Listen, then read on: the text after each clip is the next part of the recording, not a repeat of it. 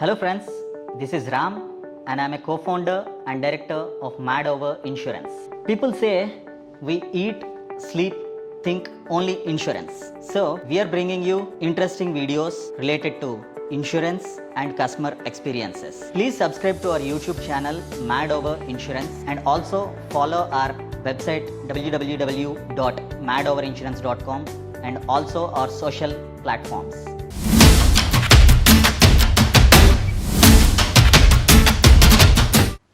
Atma sir, Yeah, Ram. I have one query. Right, Recently, I was talking to one of my friend. Right. He owns a cement industry.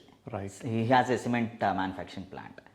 There he took an insurance for his property under fire insurance. right. And there is a claim in his diesel pump house. Okay, So there is a diesel generator house Okay. and that got a claim. The claim was approximately 10 million. right, But the insurance company paid him approximately around 6 million. right. He felt very cheated by the insurance company because he couldn't get the full claim. Right. And when I asked what is the reason, he told the insurance company have kept all these clauses in small print and they called it under insurance, Okay, and hence they paid him only 6 million approximately, 6.5 million or something they paid. But the claim was approximately up to 10 million. right. So what is this concept of under insurance? Okay, when you talk about fire insurance or for that matter property insurance, what the insurance company expects from the client is that they are insuring their property adequately. Okay, Adequately means for the value at risk. okay, Because if they insure it for lower amount, they pay the insurance company lesser premium. okay, For example, your value is 100 million and you are insuring it for 50 million. Because the rate is applied on the sum insured, you are paying only half the premium. okay, So what the insurance company says is, if you paid me only for 50% of the sum insured as premium, I am assuming that you are your own insurer for the remaining 50%. okay, So they bring in a concept called as condition of average, also called as the principle of underinsurance. okay. So, yeah, Here he needs to understand the sum insured, what he needs to take, right? Absolutely. So the question, if I can ask you, you said it's a cement plant. Yes, Within the cement plant, there is a diesel generator house. yes, Probably for the diesel generator house, for the machinery, which you told me is affected, there would have been a sum insured you might have declared in the policy. yes. What was that sum insured? He declared around 100 million as the sum insured in the policy. So if he has declared 100 million in the policy, the next question you should ask is, has he taken this policy on market value basis or has he taken it on reinstatement value basis? This I asked him. He told he took the policy on reinstatement value basis Okay. only, because if he took the on market value basis, the claim would have been much deducted and there would be more 2 million deduction and he could have only got 4 million is what he told. Okay. Yes, he took it on reinstatement. Perfect. Which is a very, very good decision by your friend. Normally, you need to understand that there are 4 deductions that are made in a claim.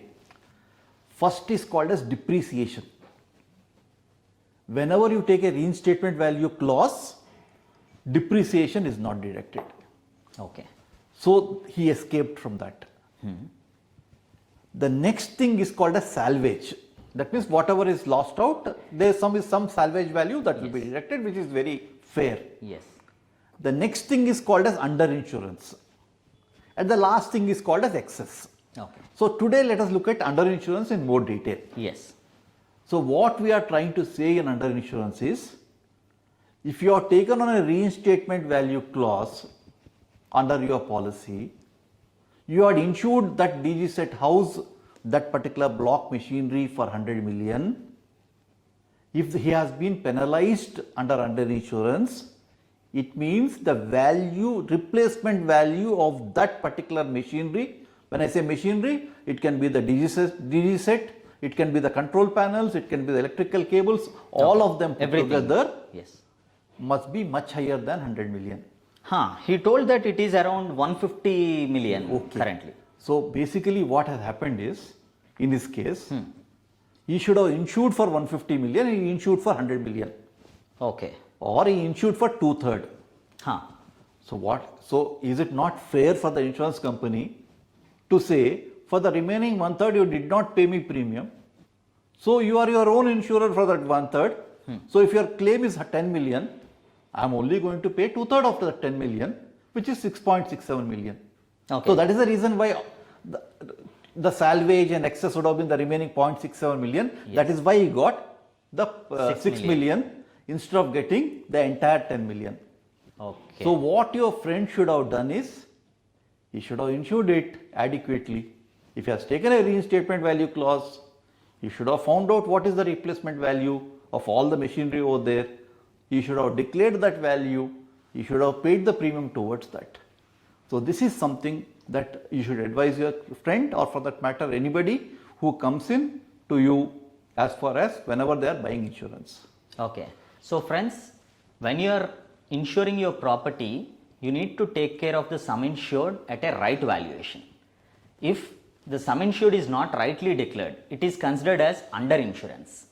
If the premiums, you might have thought the premiums would be reduced in few thousands if you have taken insurance at a lower value, but the claim impact will be very high. You will be losing more millions there if you think of few thousands here. So buy a right insurance at a right value.